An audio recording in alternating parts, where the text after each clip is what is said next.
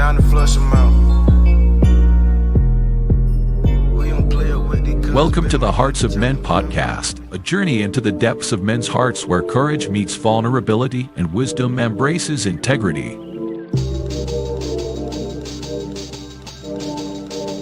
In a world that often measures a man by his outer achievements, this podcast dares to explore what truly defines a man of character.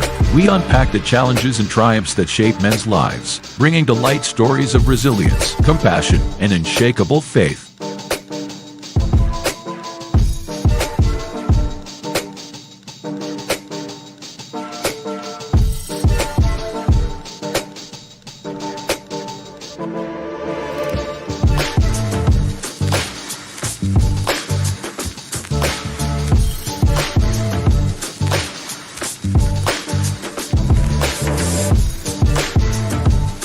We believe that the heart of a man is a treasure trove of untold stories, powerful lessons, and profound wisdom. Through authentic dialogues and insightful discussions, we aim to unlock these treasures, one story at a time.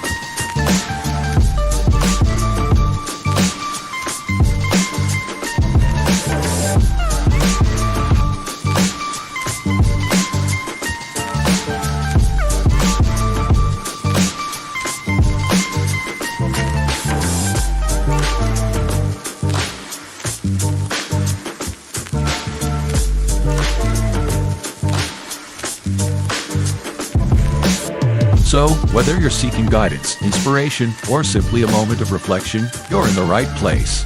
Get ready to be challenged, inspired, and transformed.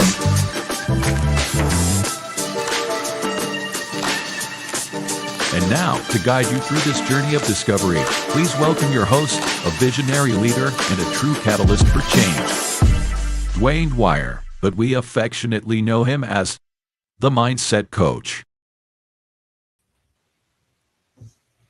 Good evening, good evening, good evening.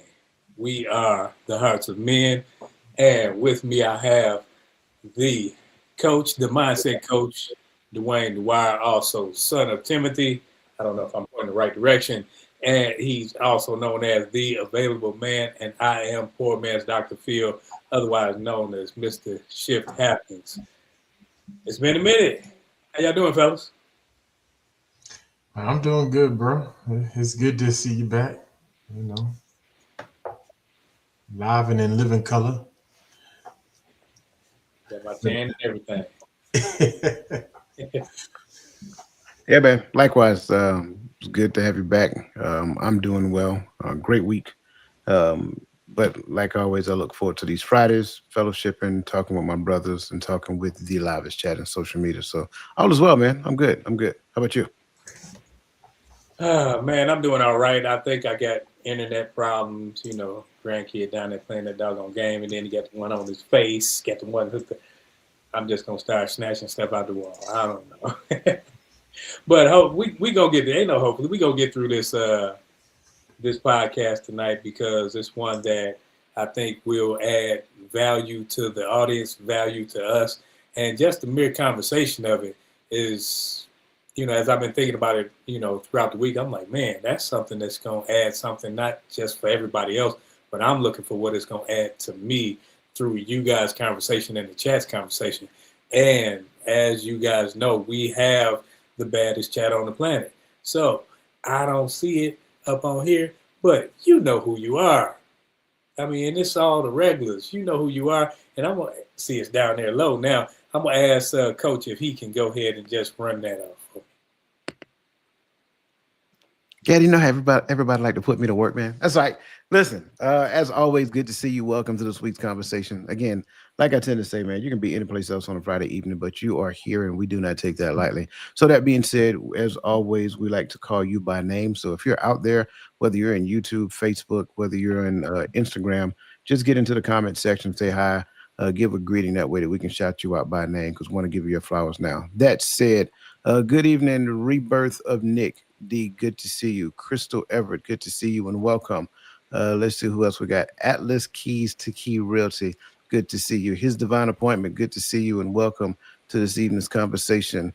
Renewed Consideration, good to see you and welcome to this evening's conversation. Yes, it is Meyer, good to see you and welcome to this evening conversation. Miss Robin Brower, good to see you and welcome to this evening's conversation. Chosen One, good to see you. Welcome to this evening's conversation. Phil again, B. I hope I got that right. Philly, I think that's Philly. Man, listen, man, you know who you are. Hoorah! Good to see you, man. Welcome to welcome to this evening's conversation. That being said, that's it, brother. I turn it back over to you. I appreciate it. I appreciate it. Thank you. And thank you, everybody in the chat. Now, we're going to start this conversation off. We all start with good intentions, goals, promises, prayers, things we really mean when we say them. But somewhere between the plan and the pressure of everyday life, things start to shift. The schedule gets heavy, the energy runs low, and what once felt clear now feels complicated. And the question isn't whether we love God or care about our growth. The question is, how do we stay faithful to what God placed on us and while living in reality? The reality of bills, reality of relationship, reality of exhaustion, and unexpected detours. Because real spirituality isn't living in isolation. It's lived in traffic, at work, in family, in conversations, and in the quiet moments when no one is watching. And if we're honest, most of us aren't struggling with sin as much as we're struggling with sustainability. So today we're talking about how a person sticks to their goals while adapting to an everyday life, how faith stays firm without becoming rigid, and how discipline stays holy without becoming heavy, and how we walk with God without burning ourselves out. This isn't about perfection. It's about faithfulness in motion. So let's get into it. Let's dive right on into that first question. First question, why do we struggle to stay consistent with goals once real life happens?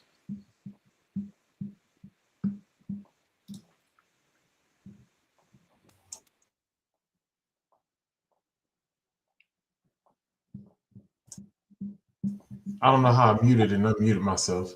Um, but I like this question. How do we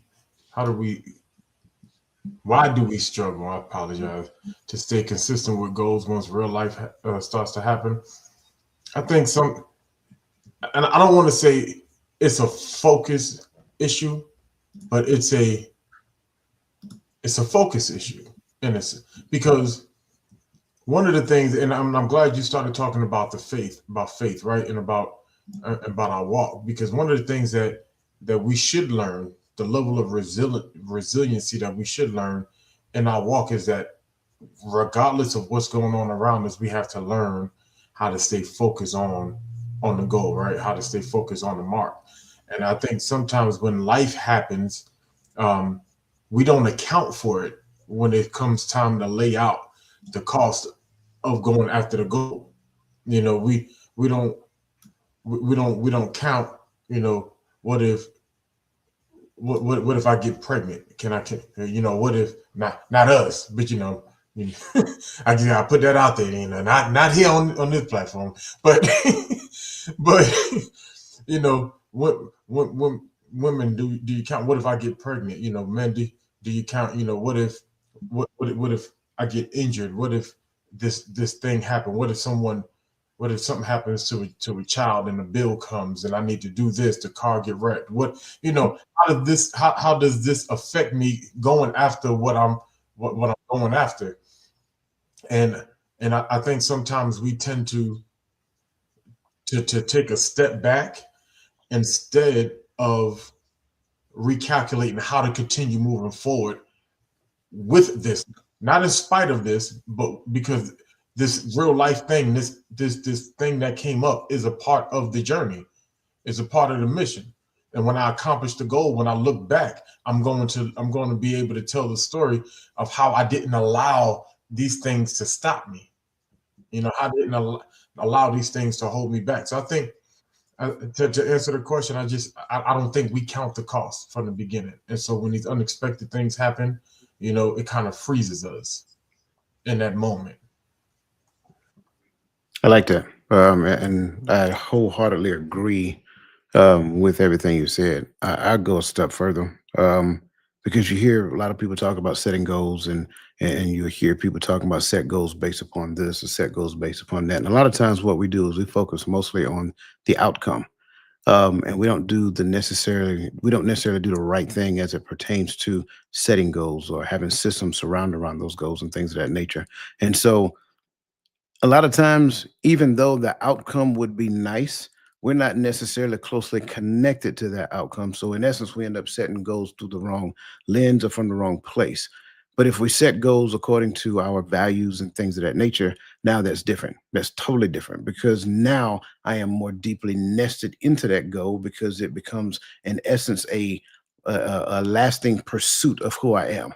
So now in that realm, if I get sidetracked or whatever, and I'm not trying to go, I don't want to go ahead, but if I got sidetracked or whatever, it's easier for me to get back in line because it's nested in my values, and my values become a lifelong pursuit, not just something I do for this particular season or in this particular moment. So, going to your question, why? Because it's just rooted in something that's fleeting, and I have not yet made a connection to it. I like that. I also go to motivation. Sometimes we're motivated to do a thing. We're motivated to, okay, I'm going, like people say, I'm gonna start working out and I'm gonna do this, that, and the other. Then life actually happens, and instead of looking at it and saying, man, I've already developed a system. All I had was mere motivation. If I had a system, I can just rely on the system to continue to work rather than just my motivation for or desire to do a thing, because that desire to do a thing will get me to the thing, but not necessarily the ability to do it once some type of stressor comes upon me. Because once the stressor comes, then comes discouragement, then comes the doubts, then comes the me saying, well, man, maybe I shouldn't have taken on this responsibility.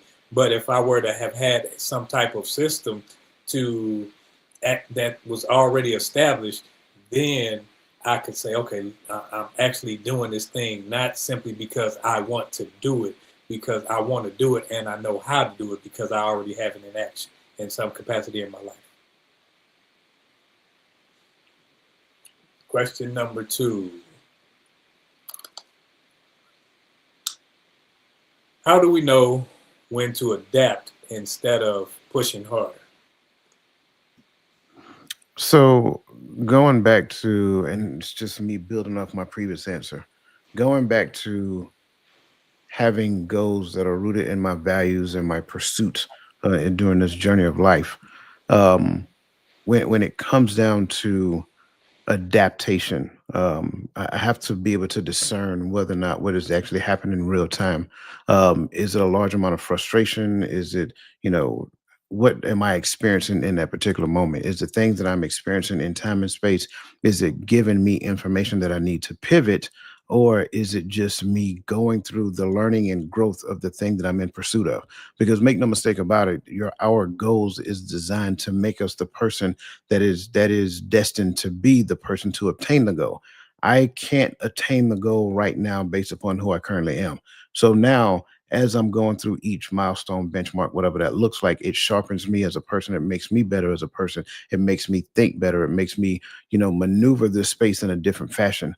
But when we start looking at large amounts of frustration, we look at anger, we look at, discontent, disconnection from certain people. And don't get me wrong, disconnecting from certain people is not a sign of the need to pivot, right? Because everybody can't go where you're destined to go. But by that same token, it should not destroy relationships. I say it that way. It's okay to walk away from some relationship, but destruction is a whole different ballgame.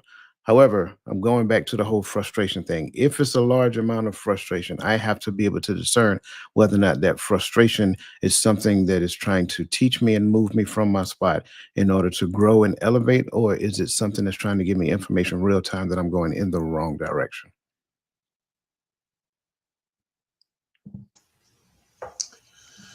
Whew.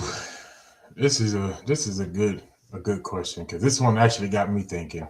You know, because when you a go getter now, some people are just hard chargers, and so when the obstacles come up or things seem to get harder, I think the default setting sometimes is to keep pushing and to push harder.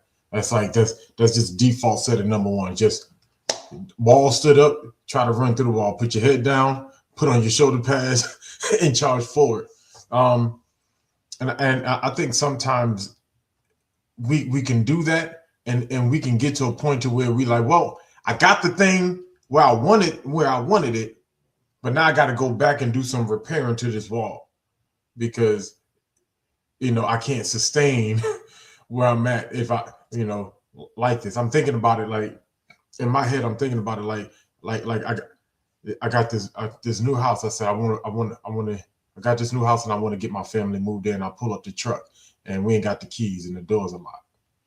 All right. I got options. I can go find a key. I can go find the locksmith. That would be the pivot, right? That would be the adjusting to the condition. Or I can kick this door down. All right.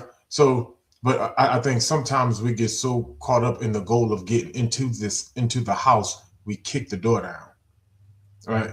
But I think sometimes you have to ask the question: is pushing forward? Is it going to create a condition that I'm going to have to repair later? That'll cause this to become unsustainable long term, or is there another option that allows me to get back on course, as if the problem no longer exists? Because if I go get a locksmith, change these locks, get a new set of keys because we lost the keys and we can't get in the house. Now we continue to move forward. I don't have to go back and do no extra work. I ain't got to go buy no new door. I ain't got to get the side of my, I don't have to get none of that extra work done. I can just continue to move forward. So I think those questions got to be asked. And, another question is, do I have the skill to charge through this thing? Because I might have the skill to get into this door without breaking it down. So, but what does that look like? I'll pause there because I got a feeling it's going to grow some more. Well, I think with this question, I think we need to look at when we are doing something, whether or not to push forward or to just adapt and change direction or whatever it may be. We need to look at what we're trying to accomplish. If it's producing fruit, stay where you are and push harder. But if you just keep bumping your head against the wall, or you just keep coming up with dead ends and there's no fruit, then apparently you need to change direction and rethink what you're actually trying to accomplish, whether or not this is where you need to go. Don't keep pushing harder to get through something that's not leading to anything substantial. Because sometimes we can do a thing simply because we want to do a thing, or we say, well, I said I'm going to do it. And instead of listening to reason, instead of learning the new way, or instead of looking at it and say, man, I learned a lesson right here for me to do something else. Sometimes we will, just because, how we can just want to beat our chest, and simply wanting to beat your chest will lead you to a place where it's no longer about accomplishing the mission, to make it where it's a fruitful thing for the glorification of not just whatever's being done, but it becomes solely about ego, solely about me. And I said I was going to do it, so I'm going to do it. So now it becomes frustrating. It becomes one of those things where it becomes a task and not something that you actually want to do simply because of the joy of making it happen. I don't know if that ran into anything you were going to say. Yeah, I got what you're saying. I really do. But I'm listening to what you're saying as though I'm 17, 18, 19, 20 years old. And you made mention of if it's not producing fruit. But my perception of fruit, money, recognition, so forth and so on. And I think in that regard, because we know that fruit goes far beyond that. But my perception of fruit is only money, recognition, whatever that looks like, pat on the backs, being uplifted. But the issue is that for those who hear that and they hear fruit and they don't necessarily know for certain within themselves that they're able to identify fruit within the course of this goal, this journey, or whatever that they're pursuing, how would you respond to a person like that? I think when we look at fruit, like you said, most people, especially when we're looking at young adults, adolescents, we're looking at something like, hey, I need my name in lights, or I need the money, I need the dollar bill, y'all. The cash rules everything around me. I think when you look at it from that perspective, a person can get frustrated and say, man, I got to keep doing it because if I don't grind, grinding all my life, they listening to this music instead of saying, man, sometimes the first bump in the head can lead you to fruit because it stopped you from going further. So when I speak of fruit, I'm looking at lessons learned. I'm looking at relationships built. I'm looking at things being established where it will help you in life's journey, not just this portion of life. Because monetary gain can help you right now.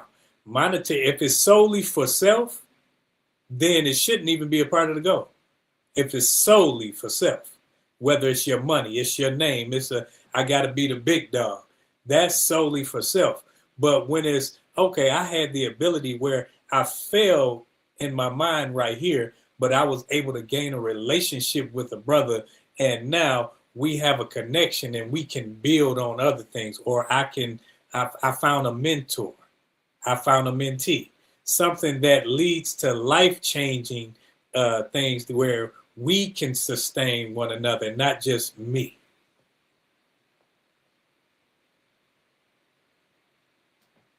You Can you ask the question the way you asked it again, Coach? No, I said I was listening to him, and like I said, I understand what he was saying, but I was listening to him and imagining like me hearing him at the age of 17, 18, 19, 20. And when he make mention of fruit, at that young age, in some cases, a lot of cases really, that their perspective of fruit may be money, maybe recognition, maybe elevation, whatever that looks like. And my question to him, like, what would you say to that person? And I love his response because I agree wholeheartedly. Yeah, yeah, and that makes sense. But I think when you're dealing with a lot of young people, the why sometimes is slanted. And I think even let me not say young people, with young and old people, sometimes our why is slanted. And I think that's why sometimes also we come into like mental uh roadblocks, not just outward, things of life happening. Because sometimes I get it, I get on this train of doing the thing, and my why doesn't really align with where I'm trying to go as a person, right? And so now I have to readjust my why, which can sometimes readjust not just what I'm doing, but how I'm doing, how I'm going about it. So this may still be the goal, but my why changed. I want to I want to become an influencer because why? Because I want to make money and I want to be famous and I want my name everywhere. I'm gonna go about it one way, but when I stop and say, you know, because I want to be a vessel, I have to change my why because the person I'm trying to be is not vain. So when that why shifts, sometimes that's the pivot, and sometimes it's here. So I like that.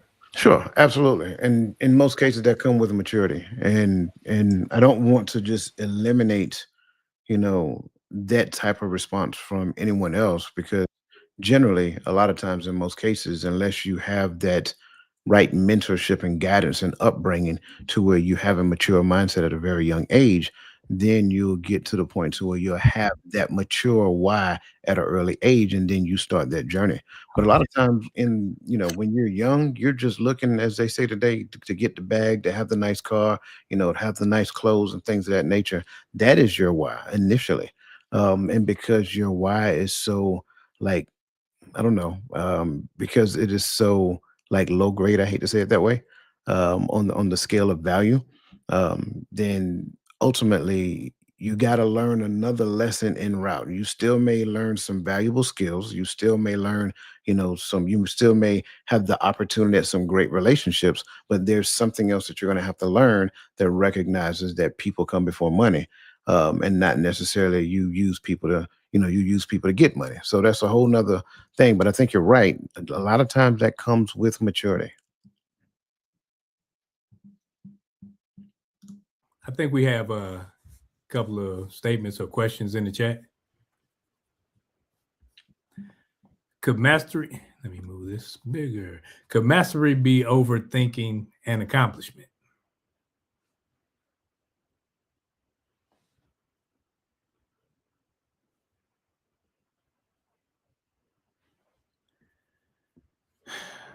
I feel, for me at least, I'm in my coach moment in my head where I'm like, say more.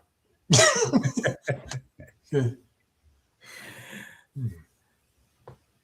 And that's when you say could, that's like it can, but it's one of those things where I want to see what she has to add to that, because when you're trying to master a thing,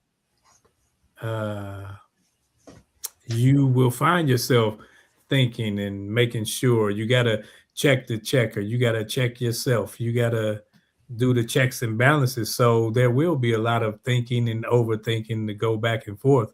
So sometimes you can overthink to a point to where it's a detriment to the goal, because what could have gone right, now you didn't give time, as coach likes to say. Like, so when my son came to me, he said, "Dad, I want to play basketball." I immediately wish I had more time off in the summer. I like, man, I need to get into the education field so I can have my summers off with my kids. You know what I mean? Like, because really, here's the thing: because you want to come from a kid who didn't grow up playing basketball, that wasn't your thing, and now you want to make the team in high school, right? How do we get there? Because some of these kids have been playing all their life. So I got to get you to, at the minimum, to begin to master the basics, the fundamentals. So that means I need you to bounce this ball. I need you to learn how to control this ball, and I need you to learn how to get up and down the court with this ball. I need you to make me 100 layups. I need you to make me 100 minutes. Like, you have to become comfortable with this ball, and you have to become so there is it. I don't know if I call it an overthinking, but there's a level of insanity in my way of attacking mastery of this thing, right? So why was Kobe in the gym before everybody else was in the gym, 2 hours, 3 hours earlier than everybody else? Because I had to master it. I had to be better. I had to be able to get my shot off. I had to be able to do whatever. So I'm here and I'm putting in more time there. There's a level of insanity that goes to mastery. So I don't know if I would call that overthinking, but you got, if that's the thing you're trying to master, the way I'm looking at it is you got to be obsessed with that thing. I'm gonna take a different approach. I think it's just the opposite. When we look at mastery is the ability to accomplish something flawlessly without the use of conscious resources. So there is no thinking at that level of mastery because you've done it so many times.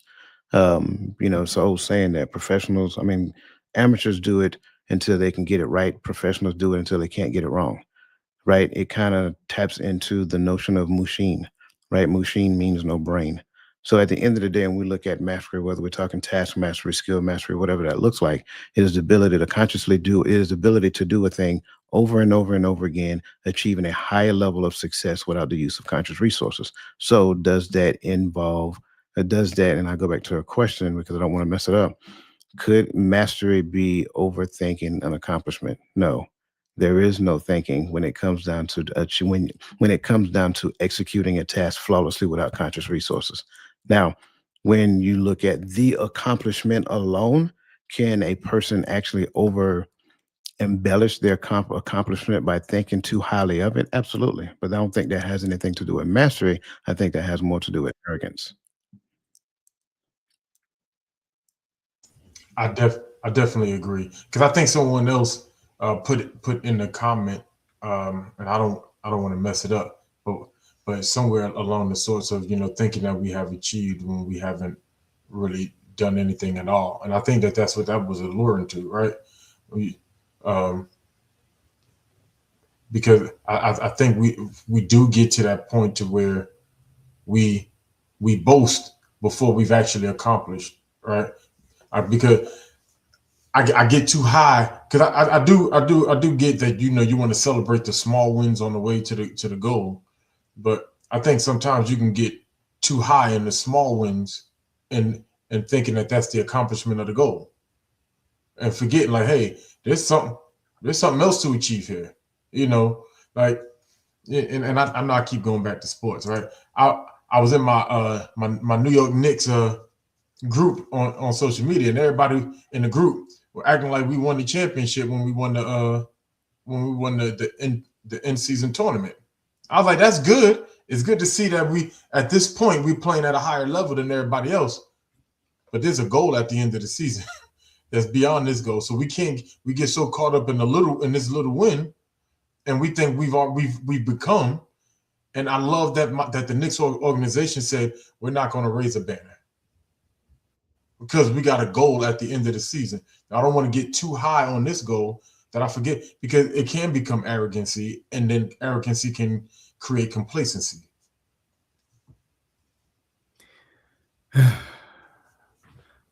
Make sure I'm heard. Okay.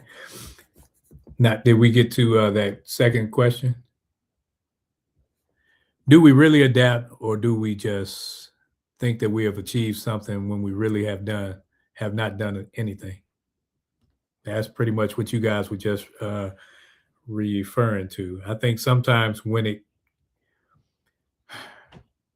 and I think we've all been there, where you feel like, hey, I've made it to, hey, at least.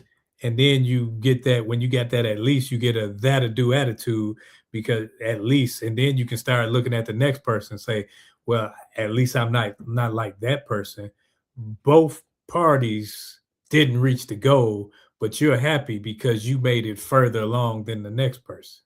And that's the attitude that we can get when we set goals that we haven't attained, because we've either quit on ourselves, or we've looked at it and said, man, I just can't do it, or we ran up against some type of adversity.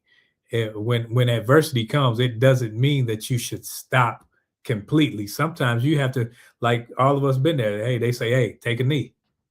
You got to take a knee right now. You don't take a knee to stay there. You take a knee to rest, and then contemplate and brainstorm. And when you're goal driven in life, and you have a goal, if you haven't met that goal, you haven't attained that which you sought out. That means that it's not finished. And sometimes you may think, oh, it's too hard and I'm pushing through. No, sometimes you just lazy. And for real, we got to look in the mirror and say, man, I'm being lazy. I'm trifling and I'm not doing my part. So, and I can't blame everybody else. Just like this, I can't consistently, oh, well, my internet messed up, or this, that, and other. No, because even if my internet goes out and I'm not here, you guys have the material, you guys have the questions, you guys have the knowledge to continue this thing on so that it continues to move forward. So, you know, that old saying, one monkey don't stop no show. We don't have any monkeys up here, but we have individuals that are intelligent enough to make sure this thing goes without one person being there, without two people. If it's just me and Coach, if it's just you two, hey, the train still moves. This train gonna keep on, bro. But you know, I don't know if I would lay. Yes, lazy is, I think lazy is the byproduct of my why is not strong enough. Right? If my why was strong enough, it would be the engine to push me past lazy, right?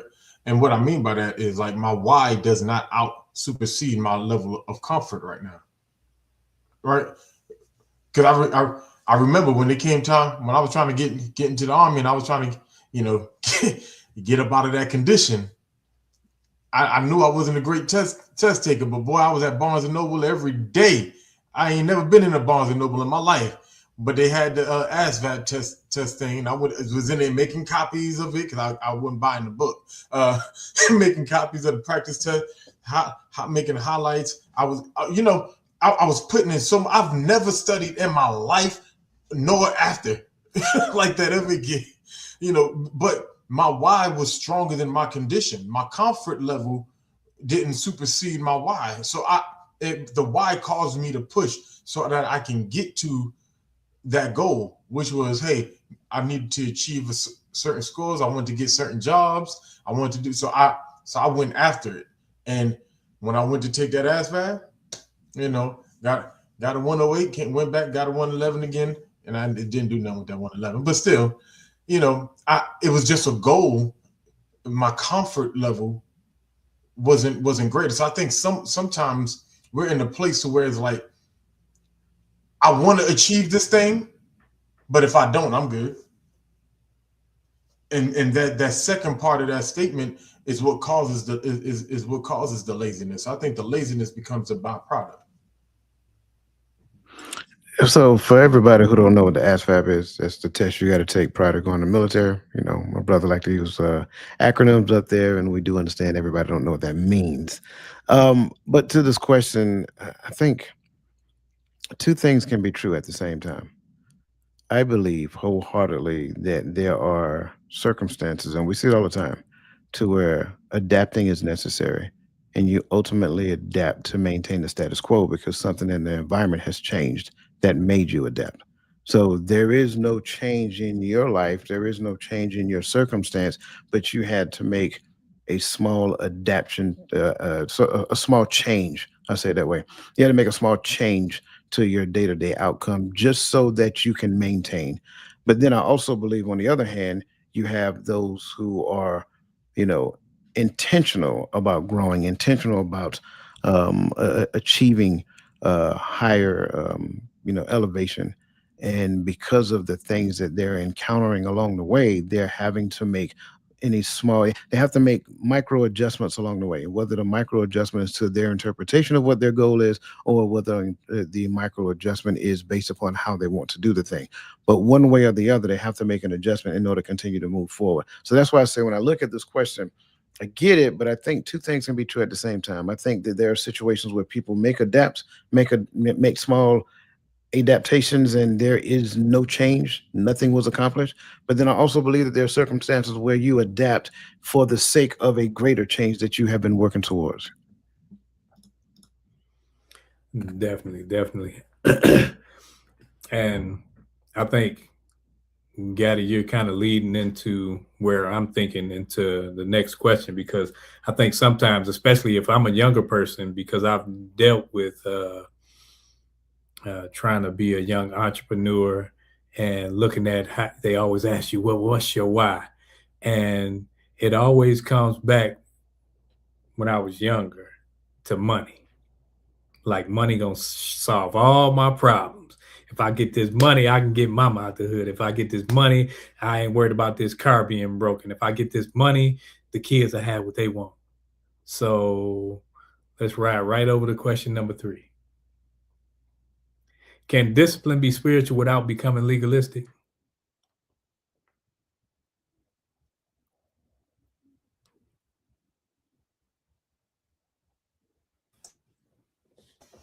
Bring it up again for me one more time. Okay. Without becoming legalistic. I tread carefully around that word, because everybody has a different marker of where legalistic starts, right? And so I think whenever we use labels like that, it depends on where you lay your marker. Like, oh no, that's when it becomes legalistic. But discipline is spiritual, period. Right? The whole concept of walking with him and is becoming more like him, which means I have to become less like the world, which is discipline, because I didn't come to the Father overnight. I've adapted some things of the world in my daily living. You know, there's some habits I picked up. There's some statements I make. There's some foods that I eat. Some things that I've done that I've taken from the world. And so now that I'm coming into this walk, shedding these things is a part of the discipline. When he begins to make you over and change your desires, right? Can you drop the desire to stick with what you're used to? Because I think sometimes that's that comfort we talk about, right? Can we get ready to be uncomfortable? Because that's when the change happens. Like, I have to become uncomfortable with the things that I'm used to doing so that I can begin to put on the things of the spirit. And so, but you know, Romans 7 tells me that the law is spiritual. But so when we start talking about, that's what I'm saying. What are we talking about legalistic? Because is it just simply what's written? What's the mark? Or is it, you know, to where we're so legalistic we forget what the goal of the law was, right? Because that's definitely a thing. So I'm a yield because I can ramble on this one. I think I love what you're saying there, because you're right. I think the confusion behind this is that when people see the term legalistic, it's an automatic shutdown. It's an automatic turn off. It's like, oh no, that's just wrong, wrong, wrong, wrong, wrong. I don't think the term legal and spiritual is separate for starters, right? And when I say legal, I mean I'm referring specifically to law. You cannot say that spirit and the law is separate. There is this thing that the Bible references, the letter of the law and the spirit of the law, understanding the difference between the two. So I will sum it up by saying it like this. If my desired outcome is compliance, then I think we're in the wrong arena. If my desired outcome is transformation, then I think now we're seeing where it meshes, right? Again, if compliance is the goal, that's legalism. If transformation is the goal, the spirit of the law, that is the goal from what it is, what we should be looking forward to. So now that makes me, because I remember this phrase, and you guys heard it, you know, you can't be so, what is it? You can't be so heavenly minded that you're no earthly good. And I think it's very interesting when I hear that, because at the end of the day, if you pay close attention to what the Bible tells you, the more heavenly minded you are, the more earthly good you are. That's really what the truth is. So we'll mix things up and we'll say certain things because it sounds really good, but at the end of the day, the idea of that the law, like Gaddy said, the law itself is spiritual, but the issue is that I'm carnal. So I need the transformation that happens within me so that the spirit makes it possible for me to be able to keep the law. That's how it works. So when we look at this whole notion of, you know, separate the two because one is wrong and one is right, no, both of them is right. You just have to reconcile in your mind where you cause the divide, because that's always the issue. I'm glad you took it further, because I was, because that's where I was standing at. Like, so what? Because if we're just talking pure definition, that's exactly where I was standing. Like, the law is spiritual. So, but are we talking about that we're so? Because I think we get to the point to where we're looking at how the Pharisees were. To where it was no longer the law. You were saying what the law said, but what you were doing was not what the law intended. We were outside of what, like what you said, we were outside of what the spirit of the law was. And so now if that becomes legalism, that's legalistic, because you made the law seem like it was so harsh that I couldn't hold that yoke upon my neck, when he said his yoke is easy. See, I love where both of you guys went, because I think that being legalistic is fear driven. If I don't do this, or if I do this, like when I was growing up, because I was doing crazy things, my grandmother, she is straight up telling you going to hell. Like, God, dog. So if I'm already going in my mind, I'm like, I might well go with a bang, you know? So I think when it's legalistic, it's fear maintains it. well, you better not do this. You can't do this. And when people talk about what you can't do more than what you can do, it's because they're trying to push them and how they see things on you versus how you should, because there should be a growth and a maturation process. I shouldn't expect for a baby to be where an adult is. I shouldn't expect for them to eat the same things. But what we do is we say, well, this is what it says because we learned two things yesterday. So we're going to push it off on someone else.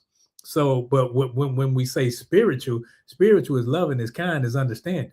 So if you aren't, now, okay, let's talk about this. Let's try to grow together. But I'm not sitting up there agreeing with you in this thing, but I'm understanding enough because I've been there in some capacity, maybe not even the same thing. So with the question, I think the law and the spirit do connect. They are one and the same. I think the intent of the deliverer can be what makes it legalistic. And that's where if somebody came up to me, like I came up with the guy, I seen you with that pork chop. You over there, you eating all that food, you glutton. And, I start pushing off things of how I see it. Now I'm coming in judgment. I'm not coming in love. I'm not coming to lift the brother up. I'm coming in condemnation to condemn him to where I think he is not. And it's only showing where I am. That's why when Christ was writing in the dirt and he looked up, everybody was gone when he told them people to throw the rocks if you are without sin. And yes, I'm paraphrasing, but because none of them could stand and they knew it. So if they knew it, we can't sit up there and stand in judgment, even though we judge. We rightly judge by what he said. And I don't sit up there and judge to the point to where I'm sitting up there like, okay, like let me watch and see what got it. He ain't producing no fruit. It's not up to me. I'm not his fruit inspector. So I think that when we try to separate the two, that's when the legalistic part comes. But when we allow them to come together and marry, we see they merge and make a great union and a better offering for the both of us.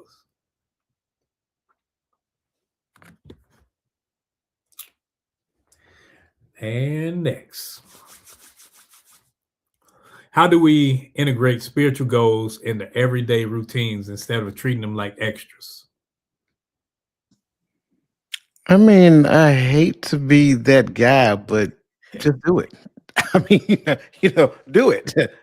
How? Do it. That's it. I mean, like Nike said, just do it. I mean, make it a part of your calendar. Make it like alert. Set alarms. Do whatever it is you got to do until it becomes a habit. I think that's the thing. I think what we're talking about is habit formation at this point. There are some people that say it takes 21 days to form a habit. It's some people that say it takes 66 days to form a habit. I don't really care how many days it takes to form a habit. Just form the doggone habit. Be intentional about doing it. Prayer in the morning is essential. Prayer throughout the day is essential. Prayer in the evening is essential. If you need a reminder to remind you to pray, do that. Make phone calls, talk to people about spiritual conversations. Don't get on the phone gossiping. Don't do all this other extra stuff that that'll knock you off your square.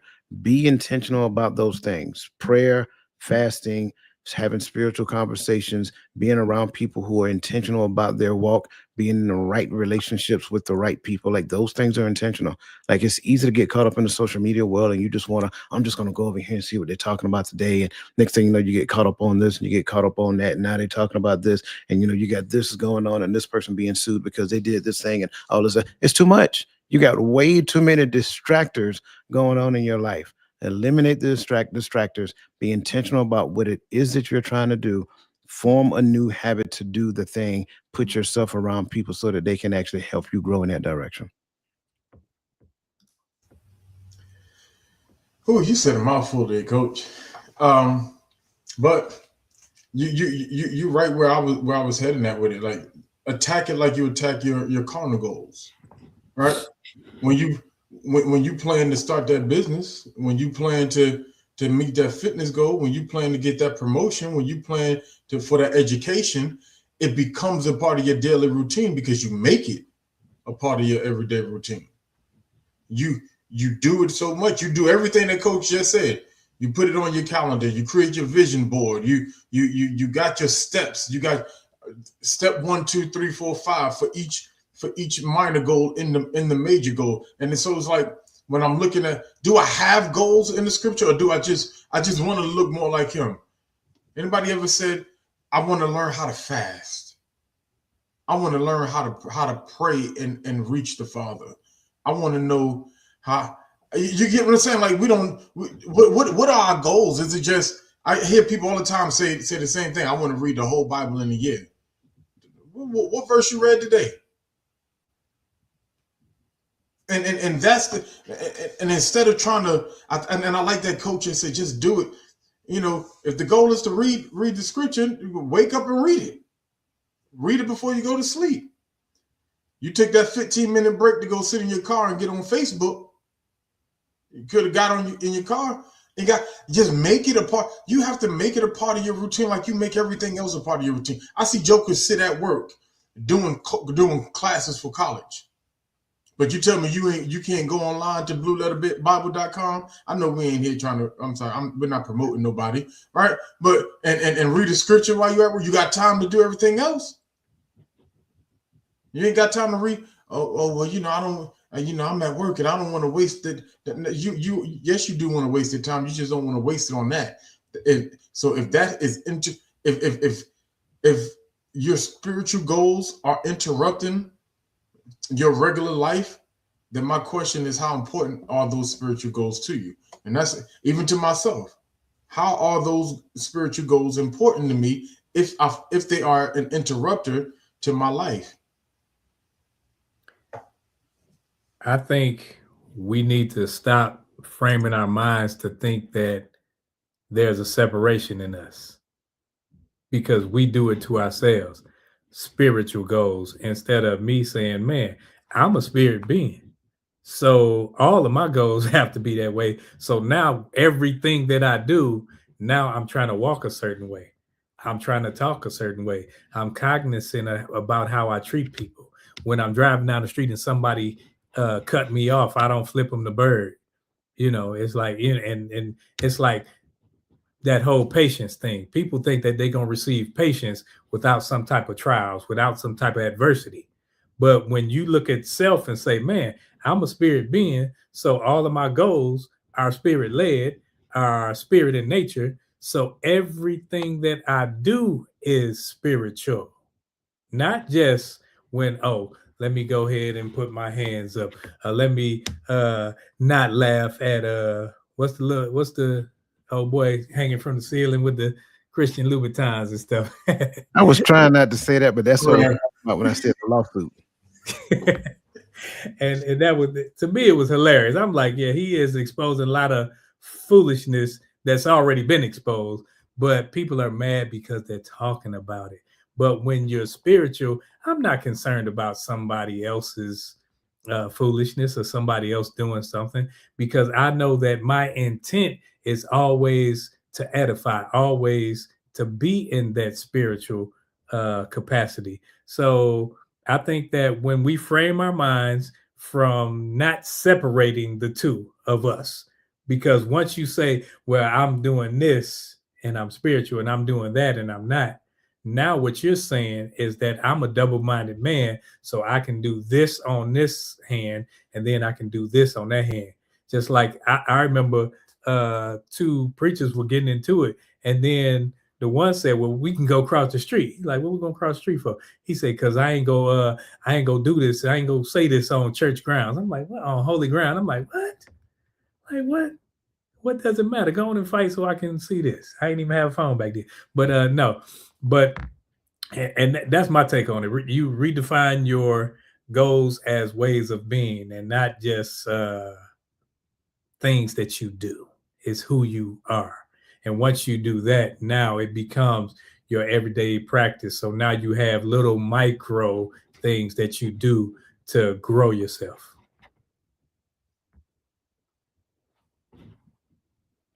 Okay, see, boy, I know I'm on it now. Both of them like, yeah, see, I've been gone. I've been missing you brothers. You see, I was gonna ask a question, but I'm like, nope. I was Man, gonna go ask the question, man. You know I'll be waiting on it. no, because I'm gonna go down the rabbit hole if I do. So nope. Come on, he already called us monkeys. We can be rabbits too. Come on. Yeah. Oh man, I'm gonna hold off. Y'all good. Go ahead. All right. Next question, please. What role does rest play in staying aligned with our goals? I think unpopularly, I think this is probably one of the most important roles in staying aligned is learning when to stop and pause. I think it was who was I know Coach be having different buddies jump in there when so I'll be mixing them up. But was it Steve? Is that his name? Stephen? You talking in chat? Yeah, Stephen Kyle. Yeah, but he talked about taking that combat pause. Right? He put that in the chat somewhere. But you gotta know when to stop and when to not just so. Let's just talk about the importance of rest, right? People don't understand. Like we talk about the Sabbath, and we try to figure out the Sabbath is what day the Sabbath is, but the word that he created is rest. And how important is rest? He rested. I tell people all the time, I'm like, listen, and this is why I made the Sabbath important to me, because that's the one commandment out of all commandments that I can see in scripture that the Father himself kept. He kept it. First thing after he made all things, he rested. And so if he needs to rest, because once he made us, now he neither slumbers nor sleep. So but so why don't we see the need to rest? We'll work 7 days a week if we could, but you have to have a time to pause. He created that for you. The Sabbath is created for man, not man for the Sabbath, because you need to rest. You need to recharge. You need to you need to gather yourself up in between when you're in the gym, in between your reps. I get some people just go hard for 60 minutes or 2 hours. That's okay, but your muscles need to rest.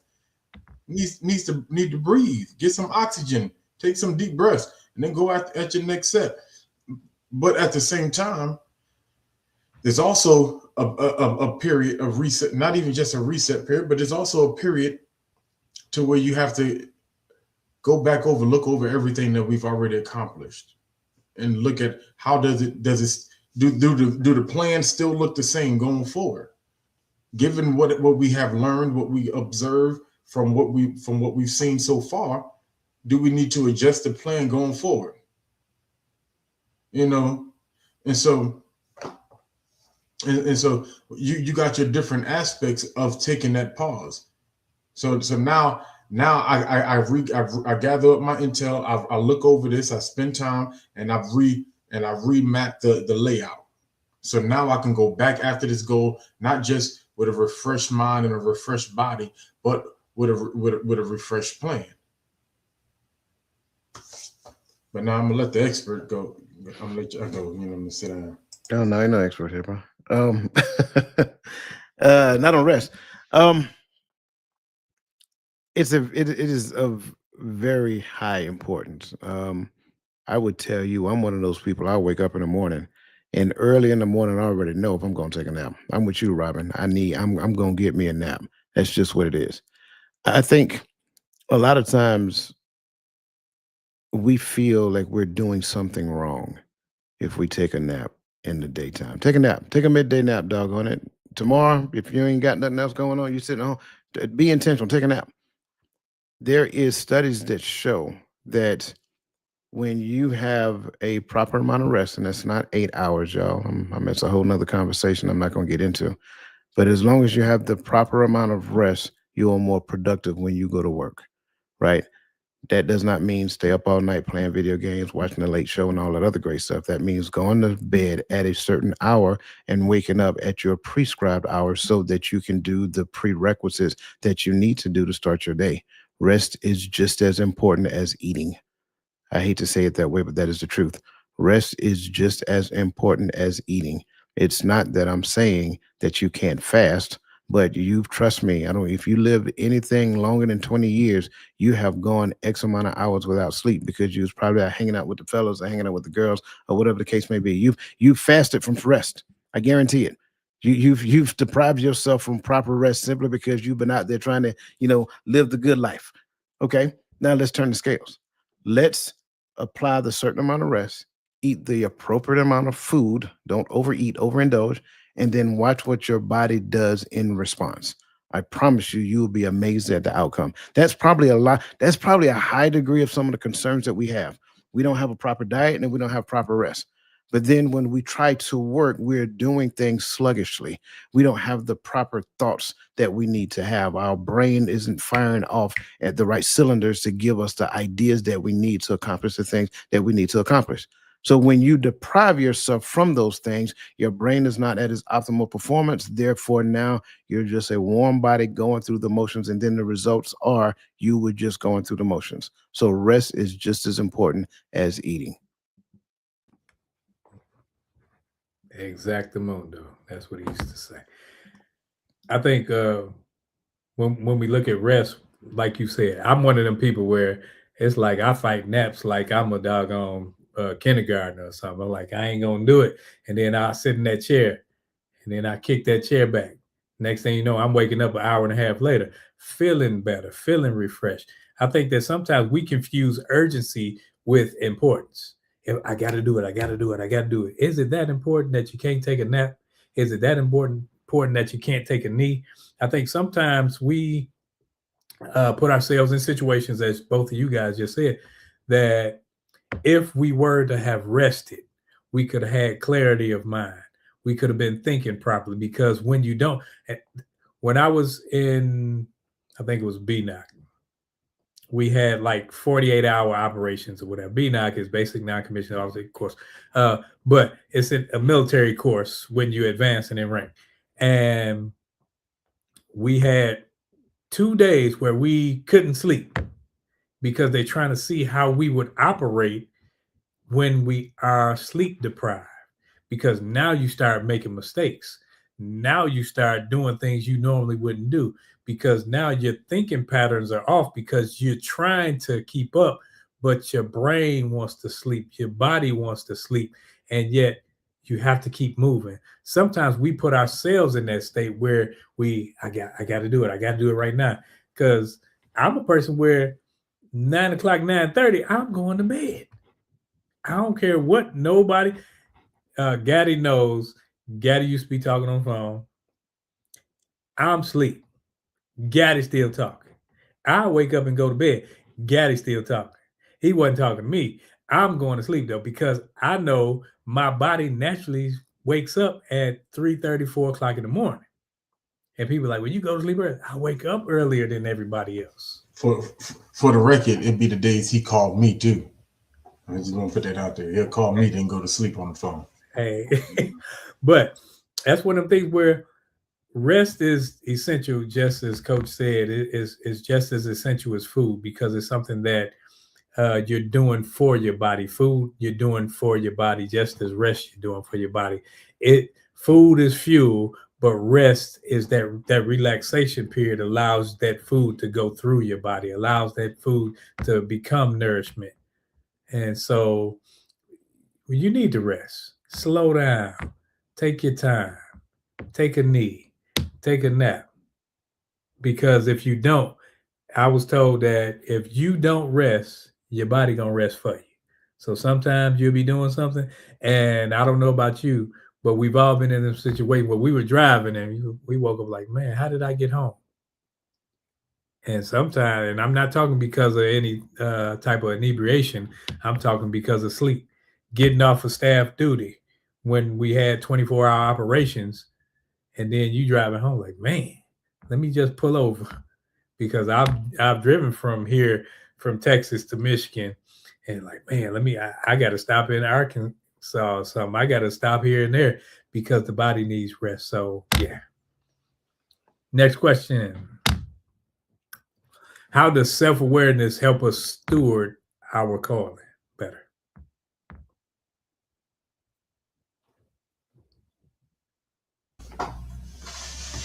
I jump on this one, man.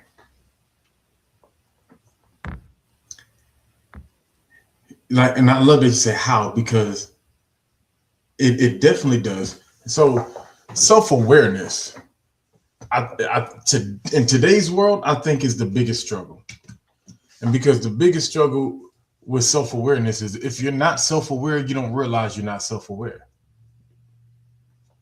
right? Because is not having that is not having the ability to know that yourself needs work, right? And so if I'm steward in my calling, right, I cannot move into a calling assuming that I am already ready.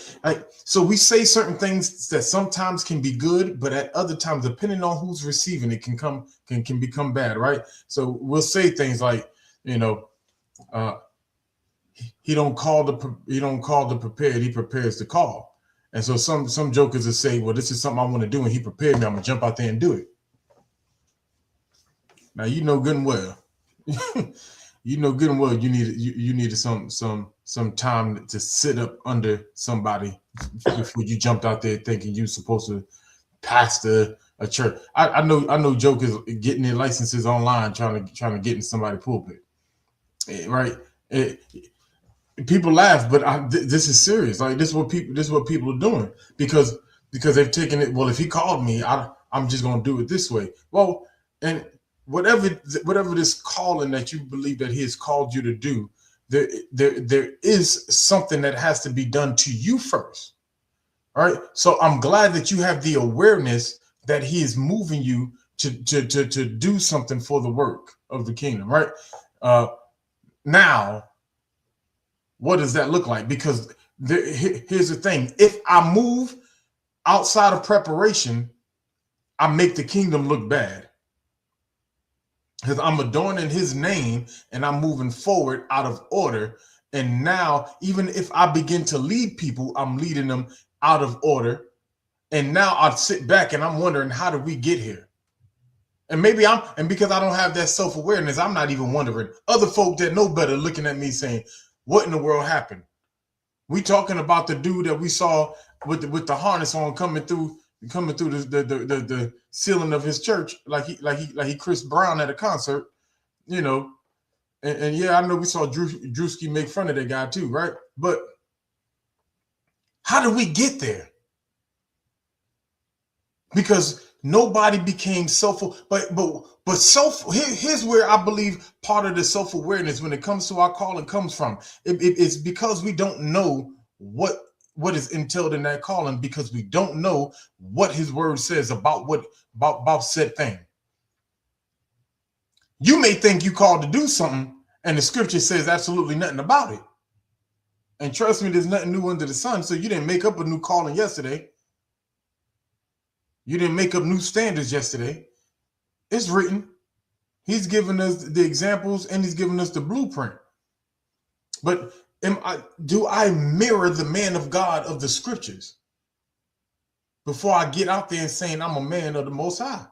Or am I somebody that needs to continue to grow? And so when we talk about self-aware, what role does it play in our stewardship? It is the role. You have to continuously continue to make yourself over, right? Like Paul sits and said, I'm one who was born out of due time, because he had that he became self-aware. And then if you don't have self-awareness, let me just put it like this, just from the example of Paul, if you don't have self-awareness that you're not in alignment with what you think you're called to do, my question is going to be, did you even have that encounter first? Who called you? Because if your calling allows you to move out of order, who called you? I'll leave that right there. It is very hard to be self-aware when you're self-absorbed. I'll start there. The concern with self-awareness that I believe that some people encounter is that they believe at the stage or at the point that they were identified to do a thing, however they were identified, whether they got, and I'm just going to use this as an example to kind of lead into what I'm saying. Well, just because you got the title does not necessarily mean you have the maturity that the title is requiring to have. Having the title or being aware that you're going to obtain the title is one thing, but there is something that happens between the time that you become aware and the time that you are appointed into that position. And that right there is a humbling experience that happens within you. There's a lot that you learn about yourself if you allow it to happen. But the problem is, we keep focusing on the title. And every time you meet somebody, that becomes your lead in statement about who you are. You're trying to impress people with your title. I am this, I am that, I am nothing without him. So when we look at this whole notion of self-awareness, and I think one of the most important words in that question is stewardship, which means that I have a responsibility to not only do the thing, not only do the thing well, but to actually create. You got to go back to Hebrews chapter 11, right? Everybody understand it, the faith chapter, right? Now, faith is the substance of things hoped for, the evidence of things not seen. But I think stewardship is next. It says, by faith, the elders obtain a good rapport. So it doesn't matter if we're talking about elder poor man Dr. Phil, whether we're talking about elder son of Timothy. It doesn't matter. But because of the position of elder, they come in it with a good rapport. Now they have a responsibility to uphold the rapport that the mantle of elder require. See, I don't think a lot of us think about stuff like that. We don't think about the stewardship and what it really means. We don't think about what our own personal responsibility is in this relationship that I have with the Most High for the thing that He put me in charge of doing within my own little realm that He gave me. That's a responsibility. That is the identification of a relationship. And I think too many times we have this entitlement when it comes to relationship. And we'll talk more about relationship tomorrow morning, right? But we have this entitlement because I've obtained the relationship. Now there's nothing left for me to do. I'm here now. I've arrived. All hail me. No. Humble yourself and sit down for a second and recognize that you're in the relationship to serve. That's what the calling is all about. I don't care what the title comes along with it. The calling is all about you serving. You can be pastor, deacon, elder, evangelist, whatever other type. It's all service. You are called to serve the saints and to find the ones who are thirsting for Him to actually move them out of the world into the kingdom. But here's the deal. For each and every individual, we all have to be aware of self. And I cannot be aware of self if I'm so in tune and absorbed with self that I can't even see the things within me that you are telling me. And then I automatically reject it when you say, hey, brother D, can I holler at you real quick? No, man, I'm busy. I got to go, I got to go do this right here. But I just need to talk to you real quick. Okay, what's going on? Man, you might want to look at, man, you know what you're talking about. When you get here, you let me know. What?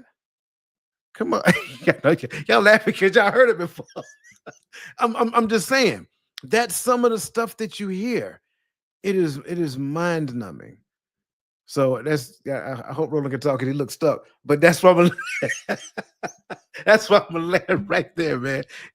You can't be self-aware when you're self-absorbed. And I love where you went. And when you were talking, I was thinking about David. I was like, David was king when he was Jesse's boy, but he had to grow. He was still king. He had to grow and go through some things, and so that he can learn, hey, it ain't about me. And sometimes, and we all, sometimes we all got to go through that learning phase where it's not about me because, sometimes we can think, oh, hey, I'm in the gym every day. I'm doing this and I'm living this. And so now it starts to be, as Coach was just saying, that self-aware phase. I think that being self-aware allows me to focus on the goal, but my portion of the goal. Because sometimes we can say, well, it takes a village. Well, it's not your responsibility for everybody. And sometimes we have placed more on our backs. Well, I got to do this and I got to do that. And you keep saying all these I's, saying what you got to do. And it's on you and it can't move without you. And now you become that self-absorbed person because now in your mind, they can't move unless you make it happen. So we have to get to that point to where we look at it like our calling doesn't equate our capacity because our capacity is limited. And if I'm depending on me, I never sit up there and say, dang, let me sit down and say, hey, coach, I need to pray for me. Simple things. We won't even go there. Only that, hey, I need $100, coach. We'll go there. But when it comes to the things that matter, the things that's going to help build me from inside out, I ain't calling coach. He got too much going on. So now it's all about me again because I don't want to look weak. I don't want to look the part. And as coach broke it down, we're talking stewardship of this thing. That means I have a responsibility to manage it. It's not mine. I'm managing it. So I'm managing my time. I'm managing my efforts. I'm managing my study. I'm managing these things all for him. But I look at it like, I ain't got time for that. I got to do this and I got to do that. So now when I step back and I say, okay, I'm self-aware, which helps me discern, or I'm thinking about the calling and I focus on that.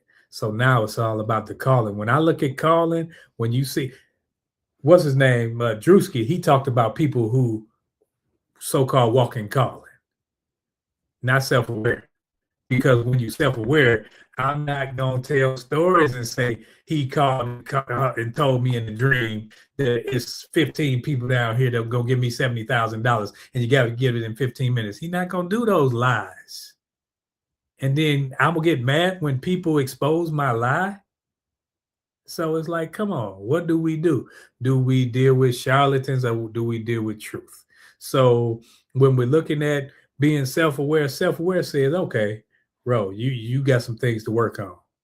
It's easy for me to look at everybody else and say, look at them. They ain't doing it right. Look at this church. Look at that church. Look at that. Look at how they're doing it. And once I start doing that, I'm not looking at self. I'm looking at everything but self. And it leads me to the point to where I'm about to fall. Because me not looking at self allows me to lift self up. And so now I become prideful. And when you become prideful, full of pride, that's when yours is coming. And I don't know. If I may, real quick, because it's real short, because I love the word stewardship, because when I talk to captains and lieutenants about it every cycle, like we spend a great deal of time on that. And I think something that we have to understand, like there is an apprenticeship phase, and then there is a, finally you've graduated, matured, and now you would be kind of like the master of said thing, per se, in so many terms, right? The apprenticeship phase is where you learned under somebody else on how to do the thing that you're supposed to be doing. Go look at Elijah and Elisha, right? You're learning under that person. But then when you move into it, you're still probably going to bring some of those things with you. But then that's when you grow into your own. That's why I'm always against when people say, well, do it your own way. No, you can't do it your own way. You have to learn the way to do it first. Then you can do it, right? But you have to learn the way. I say it again, you have to learn the way. Stewardship is all about making a thing better than what you found it. So now, just using the example of Elijah and Elisha, Elisha had a responsibility of elevating what Elijah taught him when he was in his apprenticeship phase. That's how stewardship is. So whoever you learn under, regardless of what that looks like, sure, at a later time, you can elevate it once you get into it. But your responsibility in that apprenticeship is to learn, ask questions, Ask questions, right? Then when you get out on your own, now the question that you ask to, you can call back and get wise counsel. You can pray and ask the Most High. And between the, you should be getting the same, flow. And then now you get the elevator. So that's what stewardship is all about. We think stewardship is all about just continuing. No, it's not continuing the work, it's elevating the work. I love that you said it, because it invites humility and teachability. That's simply it in a nutshell. Because when I'm humble enough to say, hey, I ain't got to, Gaddy always joke with us about our age difference and everything, but it's some things that Gaddy could teach me. So if I'm too humble, I got to be, hey, well, I'm my age and he's his age. What he going to teach me? He can teach you something if he's living out what he's talking about. So it's not an age thing. It's a discipline thing. It's a, if he's stewarding what he needs, then I got to sit up and say, okay, can I receive correction without me crumbling, without me falling short, saying, man, well, forget it then. If I'm going to say forget it, then I was never in it in the first place. If correction come, when correction come, it doesn't matter high or low, it's correction. It's not, well, you can't tell me nothing.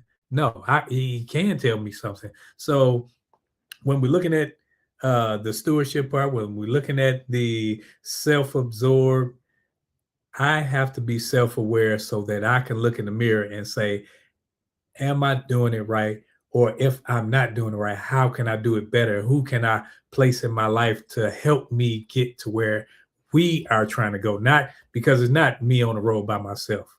I'm in a race by myself, but I'm on a road with others that are in this race by themselves with me, if that makes sense. Go ahead, Gary. Yeah, and I'm glad you kind of we went towards the end of that, because that's what self-awareness does for me. It allows me to see where I need to grow. I think the reason why we don't, I'm gonna look at you and I'm gonna see the carnal things that makes me look better and determine whether or not I can take advice from you. You know what I mean? Your beard might naturally grow the way it grows, right? But because I want a good, healthy beard, I'm like, I'm not gonna go to Coach. I'm gonna go to Roe. But how do I know Coach didn't have the bald spots like I do back in the day, and fixed it? And Roland's his just always grew like that, right? But that's a part of my self-absorbedness, right? Because I want my head looking like that. I'm going to him. That brother didn't do nothing for that, right? Like, and I'm not saying he didn't. I'm just saying, but that brother didn't do nothing for that. His grew like that.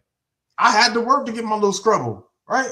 And so, but when I know what I need and I know what I need to do to grow, when I've actually taken inventory of my own walk in my own life, then I know where I can get my lesson from. When this young man walks up and begins to speak, I can hear and I can say, hey, he has something I need, because that's what I'm missing. It's exactly what he mastered. Let me go over here and talk to him. I've been driving for a little while, not for a long time, because some of y'all from the South have been driving since y'all was 2. I've been driving since I was 19, right? And jokingly, but not joking, right? I've been driving since I was an adult, right? But there's a 22-year-old mechanic that just driving for 3-4 years that can teach me how to work on my car better. But if I don't know that I need to know how to work on my car, I'm not going to go to that mechanic. Right? So because I know what I need, I'm going to that man that has mastered it. And so I think that takes out that whole, ain't can't no youngin teach me, stop it. Get some help. But that to me, when I hear self-aware, that's where I go with it. Like I'm taking inventory. It's not just, oh, I know this is what I'm called to do. That your self-awareness is not knowing what you're called to do. All right. Your self-awareness is knowing what you need to do to get to get there, to walk in that calling. Is knowing that you need that time as an apprenticeship to learn, to grow, to get the skills, to master the different arts. Right? You want to be a preacher. Oh, I was called to preach. Preaching is more than you may know 1,000 scriptures. You might even know the Bible better than me. That's fine. And I'm not saying I know the Bible better than anybody, right? But that's fine. But it's the art of articulating what he's shown you, and that have you mastered that? Oh, you haven't. You get up there and you sound like you don't know what you're talking about when you do, but you didn't spend that apprenticeship time to learn how to articulate what you're trying to get across. That's a part of it. And there's a word for it, but I'm gonna keep moving. Next question, please. Try to run through this. What should we do if and when we fall off track?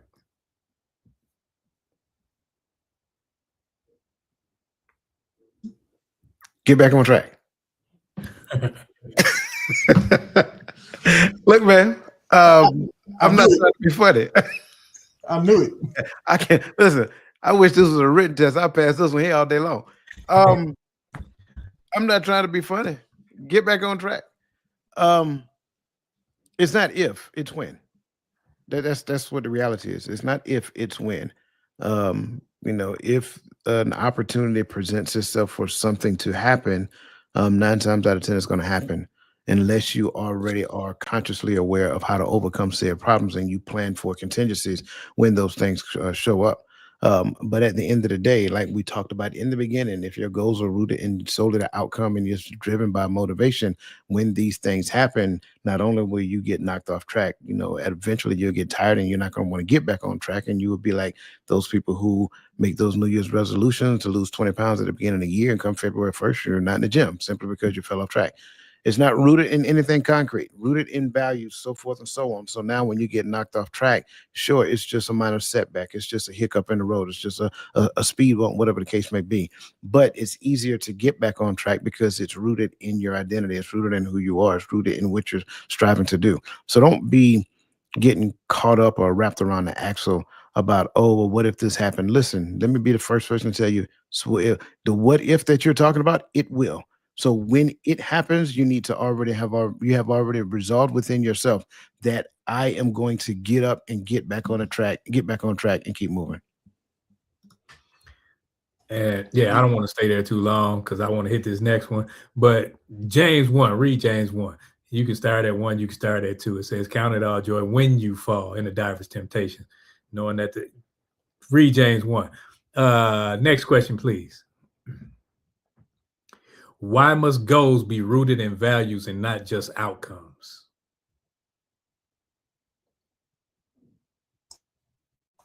If they're not aligned with your values, you're going to eventually jump off track, right? You're not going to. So let me preface by saying all of the values that you call family values, or my grandmama, my mama taught me, are not your values if they're not in you, right?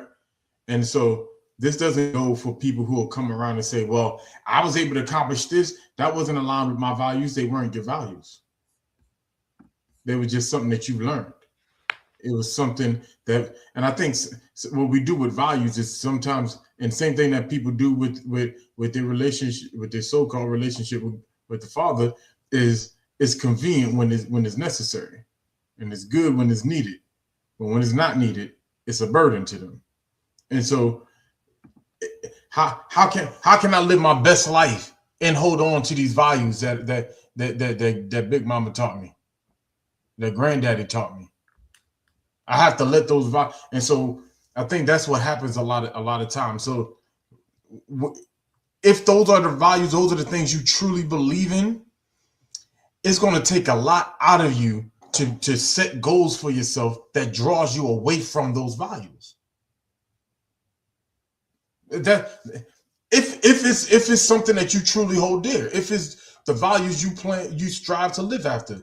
I can't set goals to go do this, and this is what I believe. This is why I tell people I don't think that these folk truly believe. I'm not gonna say I don't think. I know they don't truly believe, because you're not gonna tell me, and please don't get us counseled, Father. But you're not gonna tell me you know God designed for you to go jump on a pole so you can pay for college, and that was in God's plan. You don't believe. You ain't got. Stop playing with me. And you playing with the word. You playing with the Father. And every time somebody says something like that, I'll be wanting to say, you stupid. Because you want me to say something ignorant, because you said something ignorant. I know ignorant ain't the word, but I've been in the South too long. but that's, to me, that's really where I sit with that. If it's not in line with the values that you truly hold dear, it's going to fight against you internally.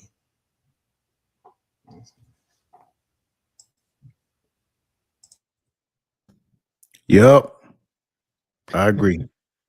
Hey man, that was my last answer. I literally answered the question the last time I spoke. And I'm satisfied with that, because it is what it is. That's one of those where it's like, I know we say common sense ain't common, but it's like when you're striving for something, things of like mind and things where that's common to this, it is what it is. You don't you don't have to, as they say, beat a dead horse with something, because you know. And you know how to move, especially when we talk values, when we talking sustainability, when we talking being self-aware. Those things that when you look in the mirror and you say, "Okay, am I right? Am I wrong? I don't know if I'm going in because I'm on my screen, keep doing some funny stuff." Yeah, it sounds like Empire Strikes Back right now. You sound like I'm trying to keep my composure, but Coach face, man. I don't have a poker face, man. I'm sorry. That's what I was looking at. I'm looking at Coach like then he would go in and out. He like, my bad. You still there? No, I think we lost him for a moment. All right, I tell you what, let's do this. That being said, this brings us to our bittersweet moment. Our final thoughts.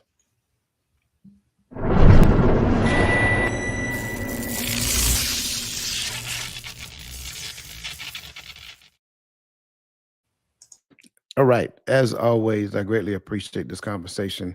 When we look at the topic for this conversation is most people get this wrong about failing goals. I believe first and foremost, one of the things that we get wrong about failing at goals is number one, the goals that we establish. I think we establish goals from the wrong place. I think we establish goals with the wrong outcomes. So first and foremost, understand how to establish goals. That's number one. Secondly, I would say failure. You need to get in your mind, and you heard it tonight. Failure is not failure. It's just setback. It's just a minor setback, but most importantly, it is feedback. It is information that you need about yourself, about your system, about your process as it pertains to the goal that you're trying to accomplish. So again, remember, failure is not it's not a huge setback. It's just really feedback. Failure does not mean that you have a lack of discipline or desire. Again, recognize it as information, nothing more, nothing less. Success is also built on grace. That's key. Success is built on grace, not just grit. That's the other part, because I think sometimes we have this grinded out mentality. I'm gonna just put my nose down and just keep working hard and I'm gonna get there. No, there's a lot of grace that you're going to have to encounter. I didn't make it 24 years in the Army just off of grit. Trust me when I tell you, there was some grace along the way. People who know me, they know. Last but not least, and I'm gonna leave this here and I allow somebody else to chime in and leave some more. But consistency comes from connection, not willpower. You have to be connected to the right thing. You have to be connected to the right people. You may have willpower, and willpower may sustain you for a period of time, but it won't take you through the duration of time. And those are my final thoughts. Man, I appreciate that, Coach. Appreciate you, Ro, for this topic, for this for the questions that you hitting hard on this one. Most people get this wrong about failing goals. Is that you failed the goal. I think that that's something we get wrong. I don't think you failed the goal until you completely surrendered unto it. I do believe everything that Coach just said, right? That sometimes it's the outcome. And here's something that I always talk about when we talk about goals. Is for me, it's the pre-work, right? How much research did you do? I think sometimes, like Coach said, we map out the outcome improperly because we don't know what the outcome is supposed to look like. Once again, did I take on a mentor in this field? Or am I just good at what I'm setting out to do? Did I seek even if the mentor is not good at my craft, they may be good at the business aspect. Teach me about business, teach me about building infrastructure, teach me whatever that goal is, right? Teach me, I want to be a singer. Anybody ever taught you about about stage presence, about handling the entertainment world? Like these things, I must be able to, because I don't know what that outcome looks like. And so when I set this goal, the expectations are not realistic in that aspect. So I always talk about doing the work ahead of time. So because I did my work ahead of time, and now I mapped it out better, right? And I went after it, and I failed. Does that mean that I don't believe that failure is failure until I actually give up on the goal? Because what do I need to do is when I fail, I need to go backwards, observe what happened, and take all of the data, all of the research, all the information that I have about everything that I did leading up to the point of failure, so that I can go after and attack this thing again. I can make the proper adjustments. I have the lessons learned. The more that I do a thing, the more that I am into a thing, the more I learn about the thing. Right. And so I made some people, I like to cook, but my food may just taste good for me and my family. When I make it for everybody and they don't like it, I'm listen to the reviews, listen to what people saying, listen to what, because now it's just beyond me knowing how to cook. It's me knowing how to cook for the public. So I'm taking in that data, that information, and I'm applying it to the thing that I'm doing. And then I'm going back after this goal. I never stop going after it because this is all a part of the process. Failure is a part of the process. It's not failure. It is data collection. The first time you went after it, that was data collection. Now that you got the data, now we can readjust, and now we can continue to push forward after this thing. So when you look at the goals that you're going after and you didn't achieve them, you didn't meet the time marker, maybe you didn't need to put that time marker on it. Maybe you just needed to achieve the goal. Maybe you just need to obtain the information. And that's all I have on that. All right. Got a text from Roland. He can't get back on. So that being said, listen, we appreciate you guys staying longer than normal with us. We pray that this conversation served you and hopefully it helped somebody. So that being said, make sure that you forward it to somebody else who you think that will find value in it. If you got young adults, send it to them. Hopefully they'll find value in it as well. Tomorrow morning, 10:30 a.m., there's the Hearts of Women. Make sure that you're here because I think there'll be another great conversation. And do not forget, it's pinned in the comment section on YouTube. January 31st is the webinar that we have. Also, it's here. Scan that QR code. January 31st at 10:30 a.m. It's going to be a good webinar, so make sure that you're there. That being said, listen, you guys enjoy the rest of your evening. Let the best version of yourself be a blessing to somebody else, and we'll see you again next week, same time, same channel here on the Hearts of Men.